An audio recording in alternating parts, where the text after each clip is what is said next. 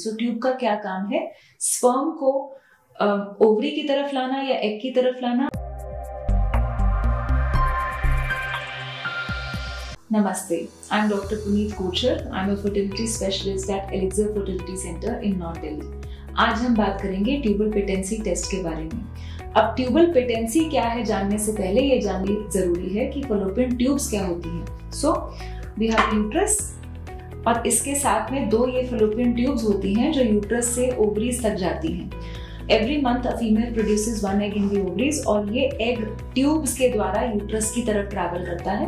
When a couple has intercourse, the sperm that is ejaculated in the vagina is usually transported through the uterus through these tubes towards the ovary. So tube का क्या काम है?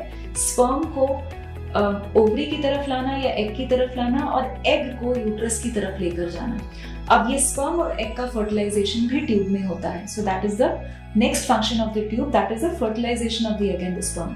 Fertilisation के बाद जो embryo बनता है ये ट्यूब के जरिए ट्रैवल करके अगले 4 से 5 दिन में यूट्रस की तरफ पहुंचता है और फिर वहां इम्प्लांट होना शुरू होता है, resulting in a pregnancy. So tubes are very important reproductive organs without which we cannot conceive. अब ट्यूब्स यूजुअली होती हैं 10-12 सेंटीमीटर की। इनका जो अंदर का ल्यूमेन है, अंदर की जो डेप्थ है इनकी, वो केवल 0.5 सेंटीमीटर के करीब होती है। यूजुअली फलोपियन ट्यूब्स हमें अल्ट्रासाउंड में नहीं दिखाई देती। ये ठीक है कि नहीं जानने के लिए हमें अलग से टेस्ट करने पड़ते हैं।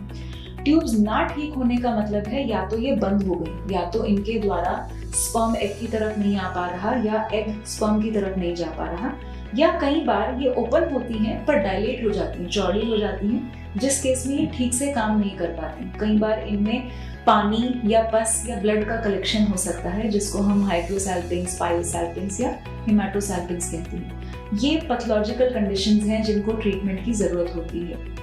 ट्यूब्स क्यों खराब होती हैं?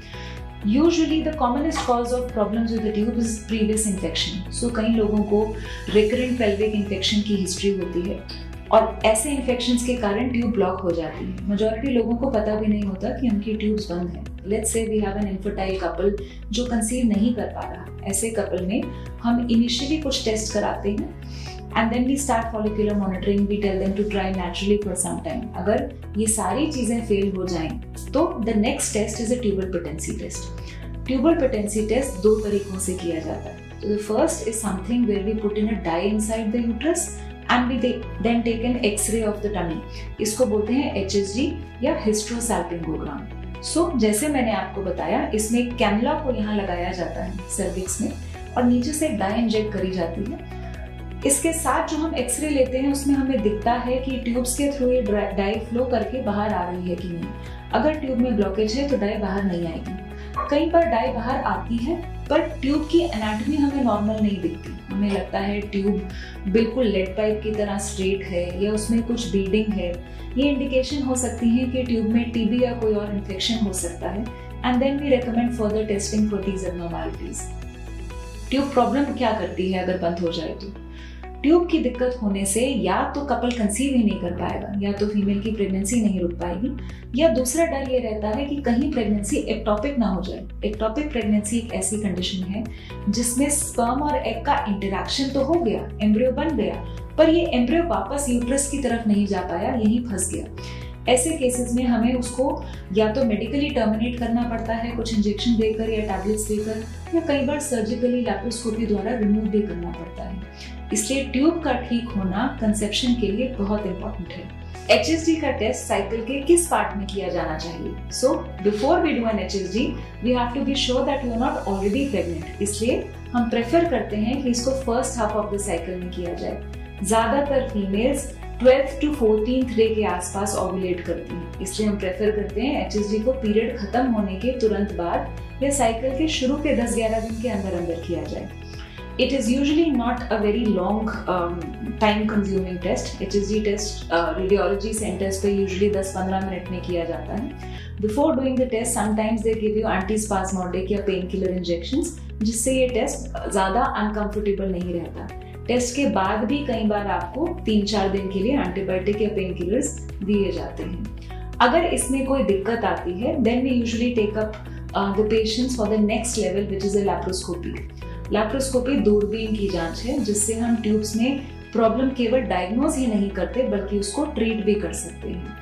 कई बार हम लोग HSG करने की बजाय सीधा डायग्नोस्टिक लैप्रोस्कोपी प्रेफर करते हैं। ये कब किया जाता है? Let's say on an ultrasound we are able to see that the tube is dilated. अगर हमें अल्ट्रासाउंड में ही दिख रहा है कि ट्यूब में पानी भरा हुआ है या ट्यूब डायलेटेड डिस्टॉर्टेड लग रही है, ऐसे केसेस में we do not prefer doing an HSG, क्योंकि HSG में जब हम डाई पुश करते हैं और अंदर इनहेरेंट इन्फेक्शन है, कई बार इन्फेक्शन एक्टिव हो जाता है और पेशेंट को आगे जाके दिक्कत आ सकती है, पेल्विक पेन हो सकता है, IV एंटीबायोटिक्स की जरूरत पड़ सकती है। इसलिए ऐसे केसेस में हम प्रेफर करते हैं कि सीधा लैप्रोस्कोपी द्वारा ट्यूब्स का असेसमेंट भी किया जाए और अगर इनमें दिक्कत मिले इनको हाथ के हाथ करेक्ट भी किया जा सकता है। The third test, which is not very commonly done for tubal patency, is something called sonosalpingography. So इसमें एक 3D या 4D अल्ट्रासाउंड की जरूरत होती है। It is like a transvaginal ultrasound जिसमें नीचे से केवल पानी डाला जाता है यूट्रस के अंदर और अल्ट्रासाउंड करके देखा जाता है कि ये पानी ट्यूब्स के द्वारा बाहर आ रहा है कि नहीं आ रहा। So one of these 3 tests will be recommended to you by a fertility specialist if you are at a stage where tubal assessment is now required. Most of these tests are not painful, not uncomfortable, and they can be done easily without any complications. If you want any further information regarding this, please do not hesitate to contact us. Thank you.